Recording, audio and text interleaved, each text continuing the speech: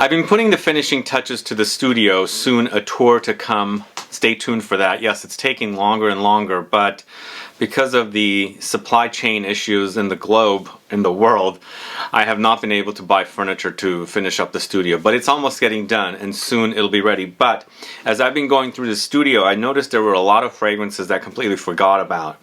Fragrances I've talked about a long time ago and I haven't spoken about in a long time, or even recent ones, more from a year or so, that I completely forgot about and I haven't been speaking about them. So today I thought I'd put together a video of 20 fragrances that I completely forgot about that perhaps should not be. Anyway, find out what they are coming right up.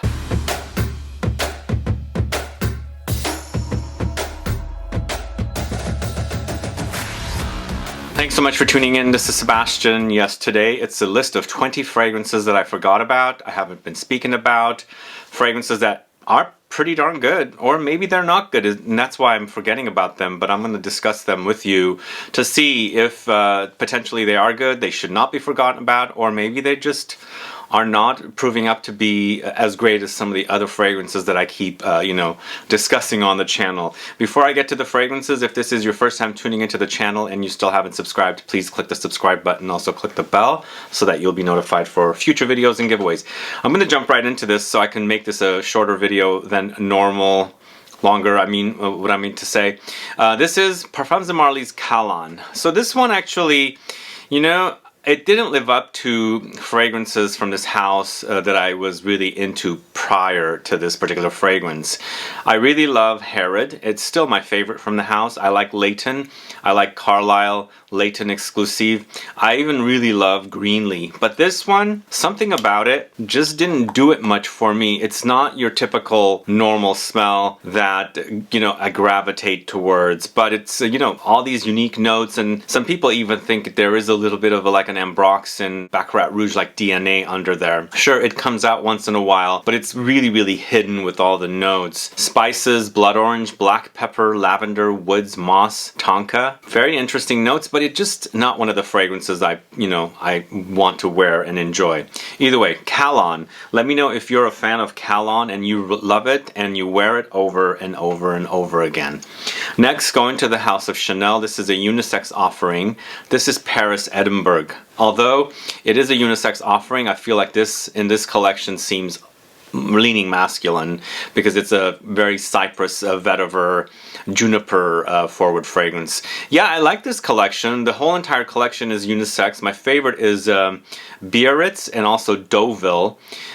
This one is great, but the collection doesn't it doesn't scream like, okay, wear me, wear me, wear me, especially this one. And I did, review this one and said it was a great smelling fragrance, but I'd forgotten about it. And even though Chanel does do some great work, this is definitely one that I put back, and it wasn't as exciting as Biarritz and Deauville were. But let me know, Chanel Paris Edinburgh, is this one that you've been wearing and enjoying, or have you tried it and you've been wanting to try it? I'd like to find out, but maybe I'll circle back to it. I think it's a great fragrance focusing on the Cypress, Juniper, Cedar, Vetiver, Lavender, Musk, but one that I completely forgot about. So this is Chanel Paris Edinburgh.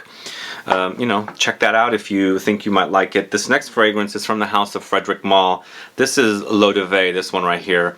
So L'Eau de Vie is a fragrance created by Jean-Claude Elena, and it's a powdery fragrance for men, but I feel like it's definitely on the unisex side. Heliotrope is the main focus note here, and something about this one that seems to have subdued qualities in compared to the other fragrances in this collection. Even another fragrance that Jean-Claude Elena created for FREDERIC MALLE, Rose and Queer, has a lot more substance to it, or it's much more substantial.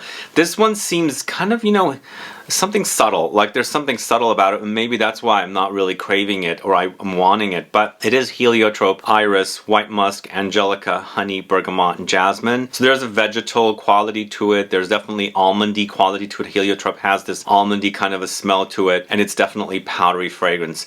Perhaps I'll circle back to it, but I haven't spoken about this one for a long time. MALLE L'Eau de Vie. Let me know if you're a fan of this one and you wear it over and over again. So this next one is one that I bought last year and I completely forgot about it because when I bought it blind, I was excited about it because it's from the house of Hermes, and it was kind of like a flanker to their Twilly fragrance. But Twilly Eau Ginger, Twilly de Hermes Eau Ginger is a weird fragrance. It's not weird as in, you know, it smells bad or anything. It just smells like soap or shampoo or a cleaning solution or something like that. It's definitely not solid like the previous Twilly, which was the Sandalwood and Tuberose combo. This is ginger, peony, candied ginger, and cedar as notes. But I just completely forgot about it because I don't crave it. But if I want something clean and soapy or shampoo-like or cleaning solution-like, I would go for Twilly de Hermes Eau Ginger. What are your thoughts about this one? This is a woman's fragrance, obviously, but to me it smells very unisex because it smells like shampoo, you know? Anyway, that's Eau Ginger from the house of Hermes, Twilly de Hermes Eau Ginger. And this next one is, you know, it's definitely really solid fragrance, but I completely forgot about it. Nobody really talks about this house anyway. This is Paris Monte Carlo. This is Oud Imperial in the X-ray version. Very strong fragrance, really intense oud experience, slightly animalic, very smoky, but I completely forgot about it. And I used to really enjoy the eau de parfum, and I ended up with a bottle of the X-ray, bought a tester from somewhere, and I put it in the back and I've forgotten about it. I really love Rose de Taif in the X-ray version from this house, but this one, it's all very woody and smoky. Perhaps it doesn't have a lot of complexity, even though it's a very complex wearing experience because it's all woods, but there's not much changes happening to the woods, and all the notes that come through are all very woody and smoky, so you don't go for a ride. You're pretty kind of like, not linear, but linear in a woody way, if that makes sense. So that's why I've forgotten about this one, but I think it's really great. I'll pull it out and kind of come back to this one, but perhaps you guys also have forgotten about this one, or you don't know this one. It's something that you should check out if you like really woody fragrances, and if you want long lasting, the X-ray version of Oud Imperial is probably the one for you. So this is Paris Monte Carlo Oud Imperial X-ray. So this next fragrance, I just sprayed it just before the video here in the studio part of my perfume studio, the shooting part I should say, and oh my god, it smells really great. But it's one that I, you know, bought during the pandemic 2 years ago at the height of the pandemic on clearance on, I think, some kind of a Nordstrom clearance website, and I bought it and I thought to myself, it was a blind buy, although I think I had smelled it in the past, but this reminded me a little bit of Terre de Hermes, but in a different direction. This is different company, Le Monde de Cordoza. Terre de Hermes was created by Jean-Claude Elena. I think this brand was run by Jean-Claude Elena's daughter. Is that true? So perhaps that's why this reminds me of the Terre de Hermes, but it's a more lemony take on, you know, Terre de Hermes, a more citrusy kind of take. Although Terre de Hermes and the white bottle Terre de Hermes also reminds me of this, so it's kind of like in the family and a different fragrance in a way. But it's bitter orange, neroli, vetiver, freesia, mandarin, mint, gaiac wood, and patchouli. It's a wonderful fresh fragrance, slightly woody but very citrusy, bitter. You know, peels, the oranges and things like that come to mind with this one. So I'll pull this one out, and I think this would make for a great summer fragrance. Just nobody really talks about Le Monde de Cordoza from the different company, so check that out if you don't know it. This next one's from the house of Molten Brown. This is Mesmerizing Eau de Cord and Gold in the Eau de Parfum version. So this is a fragrance that I've worn in the Eau de Toilette, and I've wanted the Eau de Parfum, and Eau de Parfum came out in this unique new bottle when they changed over.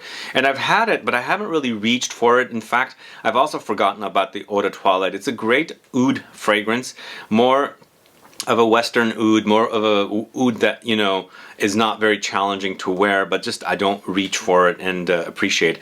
I like the bottle because it reminds me of a little, you know, fortune-telling ball that fortune tellers have, but just for some reason it reminds me of that. But the thing with this one, it's just, it doesn't excite me. That's why I've kind of left it in the back. And there are a few other fragrances from this house that are a little more exciting, but this one has tobacco, styrax, olibanum, oud, honey, vanilla, black tea, saffron, black pepper. So why this one's exciting to me is because the shower gel of this is so luxurious and smooth, but the fragrances never really smelled like the original, even though you can combine them to kind of like make your own, you know, shower with the shower gel, even use their lotion. I think they have a lotion of this, and then spray the fragrances. Anyway, maybe I'll circle back to it, but let me know if you're a fan of this Mesmerizing Eau de Cord and Gold in the EDT or the EDP. Next fragrance I'm going to talk to you about is from the house of Nasomatto. This is Fantomas, this one right here. Are you guys fans of this one? This is a very strange fragrance in a sense that it's fruity, and there's lots of fruits notes in there. There's a fruitiness about it, and also a candy quality about it, but it's contrasted with lots of unique rubbery, gunshotty, kind of minerally, earthy notes. So the experience is uncomfortable kind of to me. Like, I like the idea, it sounds interesting, but it doesn't wear as great as I wanted it to be. So I've tried it and tried it and tried it, and these fragrances are also very expensive in the 30 ml bottle, Extrait de Parfum, but it just doesn't seem to be working for me, and it's not something that I enjoy as much from this house as I do other fragrances from this house. Does that make sense? Did you guys enjoy this one? It came out during the pandemic, I believe, latter part of the pandemic. I like the idea and I love the name, but the fragrance is just not really doing it for me, even though I've used quite a bit of it. And I forgot about it, and now I'm, you know, as I was saying, I circle back to it and looking through my collection, and there it is, all forgotten about. So this is Nasomatto Fantomas. Check that out if you don't know it. So this next one is from an Italian house, a niche house called Antiqua Firenze. This is it, and it's Notturno di Rosa. Gorgeous floral fragrance, absolutely beautiful, with multiple kinds of roses along with some lychee fruits. So there's a fruitiness about it. There's citruses, and then there's some other fruits, and then white flowers. It's just a really, really gorgeous floral fragrance creation. Very spring-like, but in an intensity that's more like a winter fragrance kind of a thing. So it's fresh, fruity, floral notes, but it has this major lasting quality that I would kind of pull for like when it's really hot outside. But control your sprays, because it is very long lasting, and also very intense in the wearing experience. But I completely forgot about this house. I know the perfumer behind this house used to be part of Boys 1920, so he launched this house and another house that I have another fragrance in this collection in this video as well. But check this one out if you're into fruity florals, if you're into things like Delina, because this one does have a little bit of a Delina-esque quality, especially with the roses, the lychee, and the cassis and the lily of the valley. I think to me this one goes more green than Delina does, but it will remind you of it. So this is Antiqua Firenze Notturno di Rosa. Beautifully gorgeous fragrance. This next one is a fragrance I bought at Harrods in, when did I buy it? In December of 2019 when I was there. And I really wanted this fragrance because a lot of people had told me about it, and it's a kind of a gourmandish floral fragrance. This is Robert Piguet's Night Spread. It's a Harrods exclusive. You can only get it. I enjoyed it, and I kind of filed it away and put it away because the more I started wearing it, and it reminded me of something like the Marley's Wajan with a rose prominence in it. So if you like Wajan, kind of like Tonka beanie, kind of gourmandish, sweet, honeyed kind of experience, but you want that rose appear in it, this is one that you would get. It's very hard to get. You have to get it from Harrods because it's exclusive there, and it's the Harrods color, obviously you can see here. But it's really delicious. I just forgot about it because I wanted to keep it because it's so hard to get. Then I put it in the back, and I never came back to it because there's so much fragrance in here. But it's definitely one that I really enjoy, and I do like that whole rosy take on something like Wajan, or the Breakcore Paris's Farah, or even something like Killian's Angel's Share. Anyway, Knightsbridge from the house of Robert Piguet. Check that out if you don't know it. This next fragrance is from a house I'm not sure what's going on with. This is a fragrance house launched around the mid-2010s, maybe just before, a little earlier than the mid-2010s, like 2014 I think is when this house launched. This is a brand created by the grandson of Diana Vreeland. So this is Diana Vreeland's house, and this is Extravagance Ruse, my favorite fragrance from this whole entire collection. They have since removed this from Neiman Marcus, but I don't know if the brand still exists. Do they?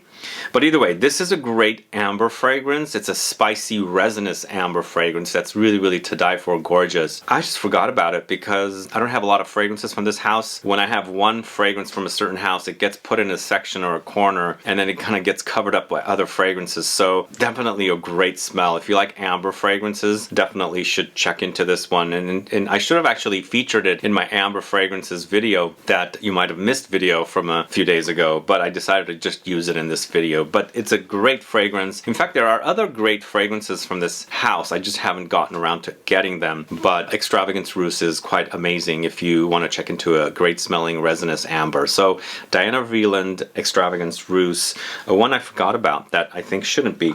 This next fragrance I bought on a trip in Berlin once I was there, but it's a Spanish brand. This is Santa Eulalia Vesper. Great fragrance.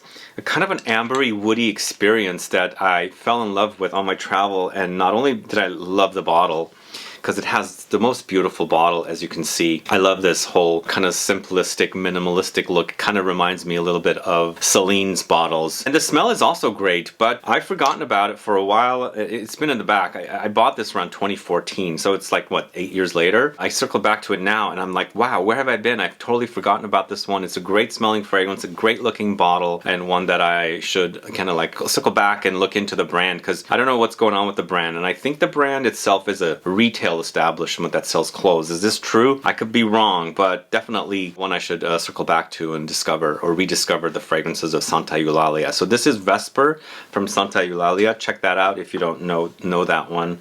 This next fragrance is from the house of Chabot. This is Fleur de Figuier, and I got this particular fragrance because it reminded me a lot of Jo Malone's Fig and Cassis. It really does smell like Fig and Cassis, a little fruitier, but Fig and Cassis has been brought back as an exclusive online, I believe, or a boutique exclusive.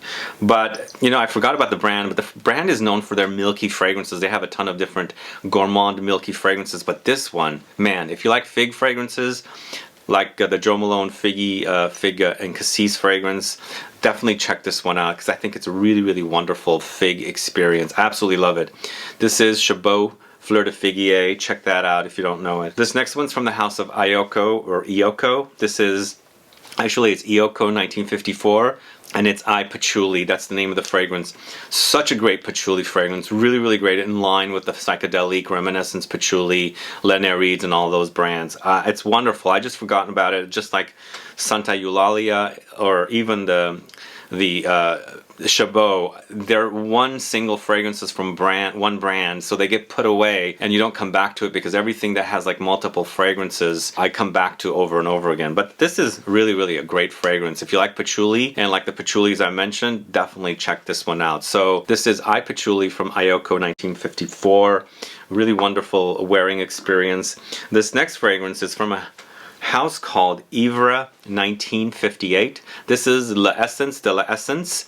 And it's a ginger bomb, guys. This is such a beautiful ginger fragrance. It's very zingy, very spicy, contrasted with lots of woods and some citruses. Basically, that's it. There's some additional spices of cardamom here. There's some patchouli and tonka, but it's a ginger bomb, a woody, spicy ginger bomb. Check it out. I should definitely kind of circle back to this particular brand and also some of their other fragrances. Recently, I had seen this brand selling on NeimanMarcus.com. I don't know if they're still there, but definitely a great fragrance that I have forgotten about. So this is Ivre 1958, and it's L'Essence de l'Essence. So this next fragrance I bought on sale from one website because I was putting together a ozonic or violet leaves video is what I was doing. This is from the house of Arquiste. This is Alexander, and a few of you were asking me to cover this house, and I should dig into this house because I do enjoy some of the fragrances from this house. But this one to me is a very warm, spicy violet leaf ozonic kind of a fragrance that goes into the leather direction. I would say this could come off a little bit smelling a little like Fahrenheit, because it is a violet leaf fragrance and Fahrenheit is as well, and also there's a leather, but they're not identical, but they're kind of in the ballpark. Could be like very, very distantly related, but it's a really, really wonderful kind of substantial kind of a smelling violet leaf, violet fragrance with leather, balsam fir, neroli, vodka, cognac, musk, oak moss, and birch. Great fragrance, great looking bottle. Forgot about it, put it in the back and never came back to it, but I think it's a solid fragrance if you like that whole Fahrenheit type vibe in a fragrance. So Arquiste, Alexander, check that out if you don't know it. So this next fragrance is a great looking bottle, or actually I should say this next brand has some really unique bottles. This is a house called Orange Parfums. This fragrance is called Silenda de Acume. So the bottles are like this. They're kind of like lightsabers, and the fragrances in here, when you buy their fragrances, they come with two 50 ml bottles, and you take it apart under here and you slip the bottle in there. So very, very unique bottles and wonderful smelling fragrances. This to me is a powder bomb, once again with heliotrope. Really great powdery almondy experience with fruits and vanilla, you know, some flowers again. It's very floral, it's very powdery, lightly fruity, and almondy runs fragrance throughout it as well. But it's Heliotrope, Peach, Vanilla, Orris Root, Lily of the Valley, Musk, Cedar, Apple. I've done a whole video on this house. Go catch it. It's been a while, since 2019, but I should circle back to see what else this brand is up to, because their fragrances are really, really solid. And this Silenda de Ecume is really, really wonderful smelling fragrance. So Silenda de Ecume, Silenda de Ecume from Orange Parfums. Let me know if you know this house. Have you checked out their fragrances? I'd like to find out. The next fragrance is a fragrance I reviewed like back in 2017, I think. This is J.F. Schwarzlose Berlin. This is Liter 6, a leather fragrance. Very unique leather, but again, it's kind of a fruity leather, and it kind of reminds me of something like the YSL leather fragrance that was in the square bottle. I'm drawing a blank with the name, but this is leather, saffron, vanilla, incense, styrax, osmanthus. There's definitely fruitiness in there. I like the combination of fruitiness with leather fragrances. That's great. And then I love that about YSL Noble Leather. That's the name. And this does remind me of Noble Leather, but this is the only fragrance I've reviewed on the channel. They do have other great fragrances, and I should kind of circle back to, you know, talk about this brand. But let me know if you know Liter 6, or yeah, I think it's called Liter 6. I discovered this at Kadewe in Germany, earlier part of the 2010s, the brand itself, because they have a great, you know, selection of fragrances there in Berlin at that Kadewe department store. But anyway, check that out. J.F. Schwarzlose Berlin, Liter 6. This next one's from a house called Profumi Fluviali. Profumi Fluviali. This is Laria, this one right here. So this one is an aquatic marine fragrance that I'm actually really into. I enjoy, and I've worn quite a bit of it. And this is an oil, and so I've worn the oil version. There's actually the perfume version as well, and I like it because it's very, very smoothing, and it's also very, very softening of the skin. I have very dry skin, so I enjoy the softening qualities of this particular fragrance. But if you like aquatic marine fragrance that go green, there's a lot of greenness, aromatics in here, I think you should definitely check this one out. It's clary sage, chestnut, seagrass, seawater, salt, gaiac wood, cedar, and citruses. It smells great. It really does. And I like that whole softening thing that it does. The chestnut also adds a unique nuttiness to the fragrance, a little woody nuttiness that I really do like in here. But I like the greenness contrasted with the marine saltiness that's in here. And again, I don't care for marine fragrances. This one smells really wonderful. So I should circle back. But I think this is the only fragrance they have just in the two versions, the oil and then also the regular spray. So Laria from the house Profumi Fluviali is a great scent you should definitely check out. This next fragrance is from the house of Anfas. This is Samaha, this one right here. Completely forgotten about this fragrance since 2019. I discovered it. But once again, it's a unique aquatic marine fragrance with lots of great floral notes. They work really wonderful together. There's musk in here as well, and some light woodiness from cedar. But a great combination of sea notes, neroli, citruses, rose bay, musk, rose, jasmine, and cedar. You can definitely smell the flowers. You can definitely smell the sea. It's a sea breeze kind of a sea, not the actual water and the fish that you know is in the water. But it's gorgeous. Very high quality bottle as well. Very heavy duty. So Anfas from Samaha from Anfas is a great fragrance. And that's the last fragrance I'm going to talk to you about today. And fragrances that I forgot about, are they good? Some of them are really, really great. Some of them, the reason I'm not really gravitating towards them is because there's something about them that doesn't work for me, or it's not working for me. But a lot of them are really, really great, and I should circle back to them. But let me know if you know these fragrances. Do you like them? Have you tried them? Are you curious to try them now that you've seen this video? Put a comment down so I can find out.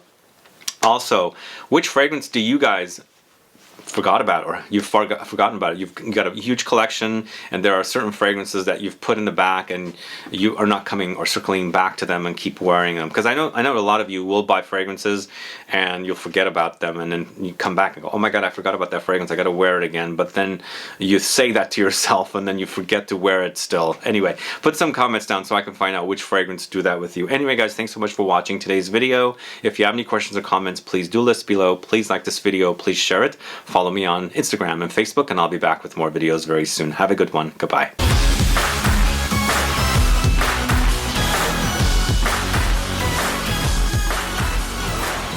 Alright, the bonus fragrance I'm going to talk to you about is another house that I once reviewed one fragrance, and I enjoyed their fragrances. They were selling at Neiman Marcus and they completely went away. I don't know what happened. It's the Fragrance Kitchen, and it's Orion, this one right here.